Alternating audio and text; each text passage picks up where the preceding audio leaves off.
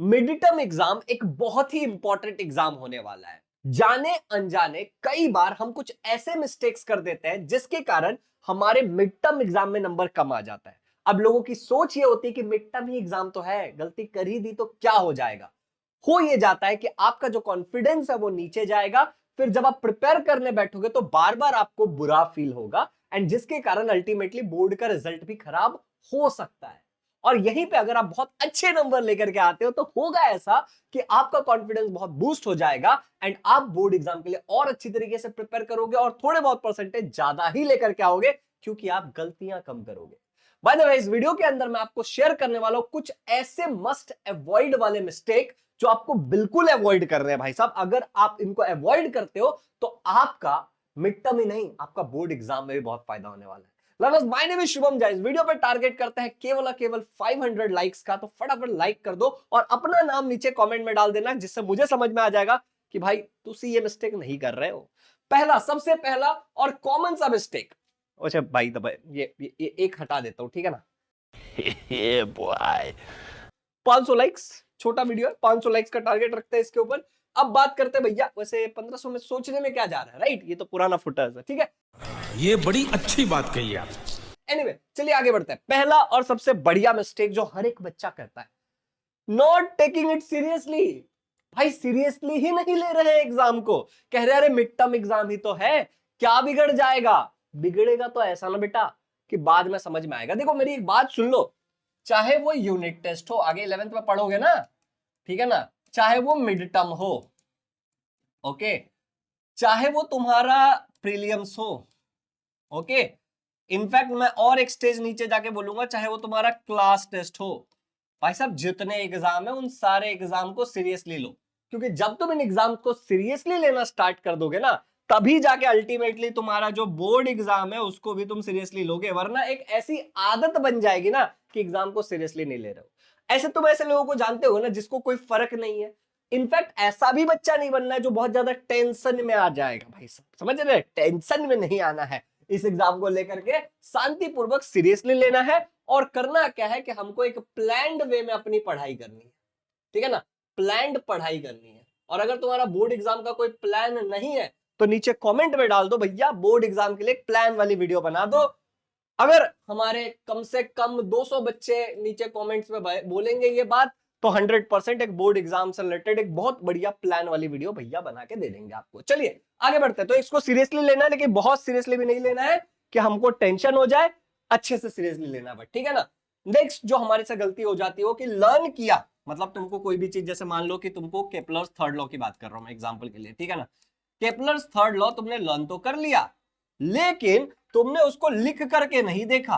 अब इस मिस्टेक से होता क्या है कि जब तुम अपने एग्जाम में बैठते हो, चाहे वो यूनिट टेस्ट हो, चाहे वो मिड टर्म हो, चाहे वो तुम्हारे बोर्ड के एग्जाम में हो, ऐसा हो जाता है कई बार भूल जाते हैं भैया। इसके लिए बहुत बच्चे जो मेरे पास कंप्लेन लेकर के आते हैं ना, ये वो उनका ऐसा बोलना होता है, एक बड़ा प्यारा शब्द इस्तेमाल करते हो कि ब्लैंक हो जा रहा हूं। क्या तुम कभी किसी एग्जाम में ऐसा हुआ है कि किसी चीज को तुमने बहुत अच्छे से समझा, बहुत अच्छे से याद किया, बट एग्जाम में जाकर के तुम ब्लैंक हो गए? तो नीचे कमेंट्स में लिख दो ब्लैंक, कि समझ में आएगा कि लोगों को ये प्रॉब्लम तो होता है।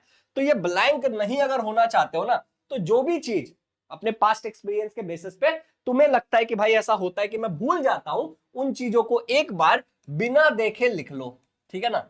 बिना देखे हुए लिख करके देख लो। अच्छा, अगर इसमें तुमको बहुत सारे डेटा है, तुम बोलोगे अरे यार भैया आपको नहीं पता, हमको तो बहुत पढ़ना है, बहुत पढ़ना है, बहुत पढ़ना है, तो हमको हमारे लिए थोड़ी दिक्कत हो जाएगी। तो मैं इस केस में क्या सजेस्ट करता हूं कि अपने 3 दोस्तों का एक ग्रुप बनाओ, जो मैंने अक्टूबर के प्लानिंग वाले वीडियो में सजेस्ट किया था। नहीं देखा?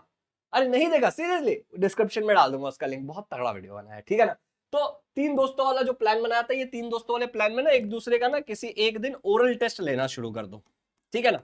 ओरल टेस्ट में क्या करोगे, वो पेपर वाला तो करो ही करो, लेकिन ओरल टेस्ट लेना शुरू कर दो। बोलो कि भाई ये 3 चैप्टर में से रैंडमली कोई भी क्वेश्चन पूछूंगा और तुमको बताना है, ठीक है ना। तो इससे भी तुम्हारा काम हो जाएगा, लिखने की मेहनत थोड़ी बचेगी, लेकिन लिख के तो देखना ही चाहिए कुछ ना कुछ, ठीक है। अगला मिस्टेक जो होता है वो है कि बच्चे क्या करते हैं, अब समझना यहाँ पे, न्यूमेरिकल्स जो कि हमारा साइंस 1 में है, मतलब कि फिजिक्स का, ठीक है ना।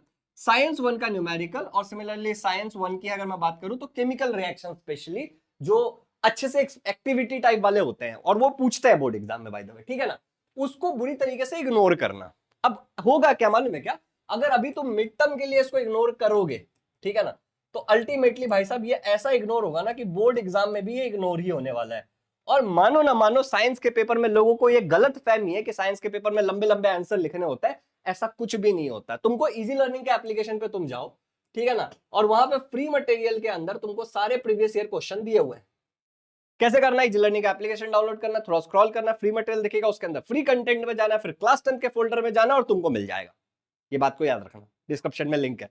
तो भाई वहां पे जाके तुम कोई भी बोर्ड का पेपर उठा के देख लो, तुमको देखने को मिलेगा कि भाई साहब जो पूछा है वो टेक्स्ट बुक से ही पूछा है। और ऐसा एक भी क्वेश्चन नहीं है पिछले 5 साल में जिसका मैं 10 लाइन में आंसर लिखूं। चलो 10 लाइन तो बहुत दूर की बात है, मुझे 7 से 8 लाइन्स भी लिखने पड़े, ऐसा एक भी क्वेश्चन मुझे तो नहीं दिखा है। क्यों? क्योंकि मैक्सिमम देखो क्वेश्चन होता है 1 मार्क का, क्वेश्चन होता है 2 मार्क का, क्वेश्चन होता है 3 मार्क का, और क्वेश्चन होता है 5 मार्क का। 1 मार्क्स वाले तो एकदम ऑब्जेक्टिव क्वेश्चन होते हैं, 2 मार्क्स वाले भी ऑब्जेक्टिव ही होते हैं मोस्टली, उसमें ए और बी करके ऑप्शन दिया होता है, तो उसमें से तुमको आंसर लिखना होता है, और कई बार तुमको मैक्सिमम 4 से 5 पॉइंट्स लिखना पड़ जाता है, ठीक है ना। अच्छा, 3 मार्क्स वाले जो होते हैं उसमें maximum A B C D करके क्वेश्चन पूछते हैं। मतलब मान लो 3 मार्क्स वाला एक 4th क्वेश्चन है, उसमें ऐसा ए पूछेंगे, बी पूछेंगे, सी पूछेंगे, ऐसे करके पूछते हैं। तुम पीओई क्यों देखना, 5 मार्क्स वाले में फिर वही होता है ए बी सी डी ई ऐसे करके पूछ लेते हैं। मतलब एक्टिविटी टाइप क्वेश्चन होता है, 5 नंबर का क्वेश्चन तो है लेकिन उसमें 1-1 मार्क्स का क्वेश्चन पूछेंगे। और उसके लिए बहुत जरूरी है कि हम न्यूमेरिकल्स और रिएक्शन, स्पेशली रिएक्शन वाले पार्ट को तो बिल्कुल इग्नोर मत करो, हर एक रिएक्शन को समझने की कोशिश करो।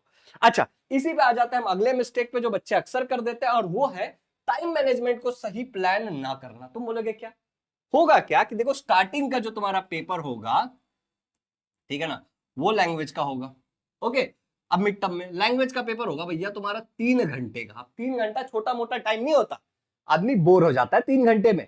और इतना ज्यादा टाइम होने के बाद भी कई बार बच्चे पेपर को लिखते रह जाते, कंप्लीट नहीं कर पाते।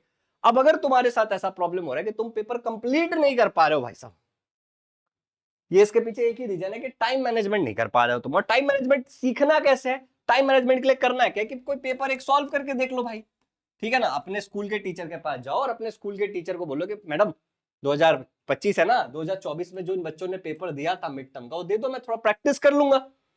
समझ गए? तो उठा करके प्रैक्टिस कर लो उस पेपर को। सिंपल है ना हिसाब किताब। इससे क्या होगा, तुम्हारा टाइम मैनेजमेंट वाला ठीक हो जाएगा। अब देखो इजी लर्निंग जो अपना प्लेटफॉर्म है उसके ऊपर हम लोग हर संडे को टेस्ट लेते हैं, ठीक है ना, हर संडे को टेस्ट लेते हैं। अब हर संडे का जो टेस्ट होता है वो 11 AM को स्टार्ट होता है, और डिपेंडिंग अपॉन 2 घंटे का टेस्ट है, 1.5 घंटे का, 3 घंटे का, आगे चलता है। और वो बच्चों को पेपर चेक करके मिलता है, ठीक है, जो हमारे आरंभ बैच के बच्चे होते हैं। तो उसमें क्या होता है, उनको ये टाइम मैनेजमेंट वाला स्किल वो सीख जाते हैं कि समय पे पेपर कैसे कंप्लीट करना है। तो अगर तुमने कभी पेपर लिख करके नहीं देखा है, सॉल्व करके नहीं देखा है, तो हैवी चांसेस है कि इसमें फंस जाओगे। या तो पेपर बहुत जल्दी खत्म हो जाएगा और फूल नहीं समाओगे, तुम्हें लगे अरे बाप रे इतना जल्दी पेपर खत्म हो गया, अब क्या करना, मजे करना, पता चला काफी सारी चीजें गलत लिख दी हैं।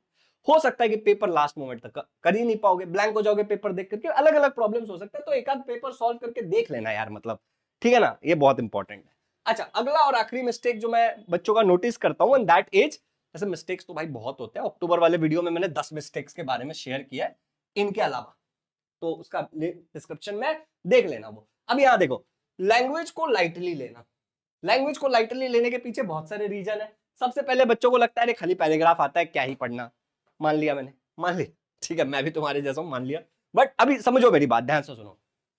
हम ऐसे समझते हैं कि हमारा एक ग्रामर वाला कंपोनेंट है, ठीक है ना, हमारा एक राइटिंग स्किल वाला कंपोनेंट है, ठीक है ना, राइटिंग स्किल वाला कंपोनेंट है, और एक हमारा वही पैसेज और प्रोज वाला कंपोनेंट है। बाकी कुछ होगा तो यार ऐसे मुझे नहीं पता। बट एक छोटी सी न्यूज, हमारे वो बच्चे जो यहां तक वीडियो देख रहे हैं, अभी सैटरडे को, आज फ्राइडे है वैसे जब मैं वीडियो रिकॉर्ड कर रहा हूं, पर ये तुम जब भी देखोगे तुम्हारे काम ही आएगा।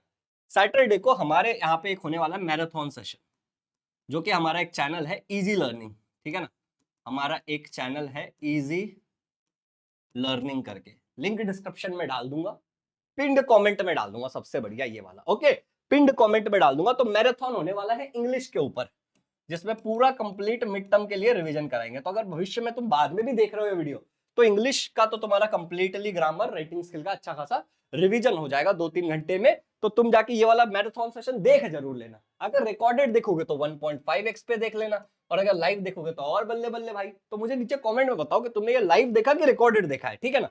बट लैंग्वेज को लाइटली मत लेना, क्योंकि होता क्या है कि जब बच्चा लैंग्वेज को लाइटली लेता है, इससे एक बहुत खतरनाक प्रॉब्लम होता है। सबसे पहले देखो, सबसे पहले जो तुम्हारे बोर्ड एग्जाम के अंदर या फिर कोई भी एग्जाम हो रहा होगा, उसमें लैंग्वेज के पेपर होते हैं। ओके, पहले लैंग्वेज के पेपर होते हैं, उसके बाद तुम्हारा science, maths and so on चीजें, सोशल साइंस चलता है। अब अगर लैंग्वेज में तुमने गलती से भी कम नंबर स्कोर किया, पूरा कॉन्फिडेंस बिखर जाएगा तुम्हारा, पूरा कॉन्फिडेंस भाई साहब। तो बहुत जरूरी है कि लैंग्वेज को हम सीरियसली लें। अच्छा, ये ग्रामर और ये राइटिंग स्किल मोस्ट लाइकली हम 7वीं में पढ़ रहे हैं, 8वीं में हमने पढ़ा है, 9वीं में पढ़ा है, राइट। तो बहुत लिटिल प्रैक्टिस के साथ, मतलब थोड़ी बहुत प्रैक्टिस के साथ, बहुत हेवी चांसेस है कि तुम लैंग्वेज में बहुत अच्छे नंबर ले आओगे। अच्छा, दूसरा, अगर मैं ये सारी बातों को छोड़ दूं, हम जो बोर्ड एग्जाम देने वाले हैं वो 600 नंबर का बोर्ड एग्जाम होगा, ठीक है ना। 600 नंबर में से कैसे बाइफर्केशन है देखो, 300 नंबर के तो लैंग्वेज है तीनों, फिर जो तुम्हारा 100 नंबर है वो साइंस का है, फिर जो तुम्हारा 100 नंबर है वो मैथ्स का, और 100 नंबर तुम्हारा सोशल साइंस का है। तो देखो, एक 50% वेटेज खाली लैंग्वेज ले रहा है। तो इस कारण बस भी लैंग्वेज को इग्नोर नहीं करना है। तो अभी तुमको करना क्या है कि वो मैराथन सेशन तो तुम जरूर ही देख लेना, जिसका लिंक मैंने कमेंट में पिन कर दिया बाय द वे, और इजी लर्निंग के चैनल को सब्सक्राइब भी मार देना। और दूसरी बात, तुमको बहुत ध्यान पूर्वक ये समझना है कि लैंग्वेज में तुम क्या करोगे, थोड़ी बहुत, कम से कम डेली 30 मिनट तो दो, और 1 हफ्ते तक लगातार एक लैंग्वेज पढ़ो। अभी मिड टर्म के लिए तुम अपने हिसाब से पढ़ लेना, ठीक है ना। मतलब लैंग्वेज को हम लोग इग्नोर नहीं मारेंगे, क्योंकि थोड़ी सी प्रैक्टिस के साथ लैंग्वेज में अच्छे आ जाएंगे। और मैंने ये चीज नोटिस किया है बाय द वे, कि जो भी बच्चा 85% के ऊपर स्कोर करता है, जो कि यहाँ तक जो लोग बच्चे देख रहे हो डेफिनेटली 85 के बहुत ऊपर जाने वाले हैं, वो मोस्टली उनके लैंग्वेज में बहुत अच्छे नंबर होते हैं, ठीक है ना, बहुत अच्छे नंबर होते हैं। तो भाई लैंग्वेज को लेना सीरियसली शुरू कर दो। और बाकी यहाँ पे हमारा मिस्टेक वाला कार्यक्रम खत्म होता है। वीडियो पे 500 लाइक्स का वो था, और अगर तुम 200 लोगों ने कमेंट कर दिया होगा कि हाँ भैया एक प्रॉपर रोड मैप दे दो बोर्ड एग्जाम तक के लिए प्रिपरेशन का, तो भाई तुम्हारा as soon as possible video बना देगा। तो कमेंट में लिख देना। कमेंट में मैंने पिन कर दिया है मैराथन सेशन का लिंक, और डिस्क्रिप्शन में मैंने बाकी जो भी इस वीडियो में बोला है वो सारी चीजें डाल दी है। अगर आपको हमारे बैच में एडमिशन लेने में इंटरेस्ट है, जिसमें हम बहुत सारी चीजें कराते हैं, तो आपको करना क्या है, आपको इस नंबर पे कॉल करना है 8527529111। इस नंबर पे आपको कॉल करना है। हमारे एजुकेशनल काउंसलर से आप बात कर सकते हो और हमारे लाइव बैचेस में एडमिशन ले सकते हो। उनसे कॉल करके पूछो कि अभी सीट्स खाली है या नहीं है, कौन से बैच में खाली है, कितना फीस है, और एडमिशन ले लो। महाराष्ट्र का सबसे बेस्ट ऑनलाइन क्लास है इजी लर्निंग, ठीक है ना। ये मेरा नहीं कहना, ये हमारे बच्चों का कहना है जो पढ़ के गए, ठीक है। तो भाई देख लो अपने हिसाब से, डिस्क्रिप्शन में लिंक है और कमेंट में मैराथन का सेशन का लिंक पिंड है। और ये मिस्टेक्स बिल्कुल नहीं करनी है। और अगर तुम ये मिड टर्म के बाद देख रहे हो तो कमेंट में ये भी बताना कि तुमने क्या मिस्टेक किया था। Happy learning.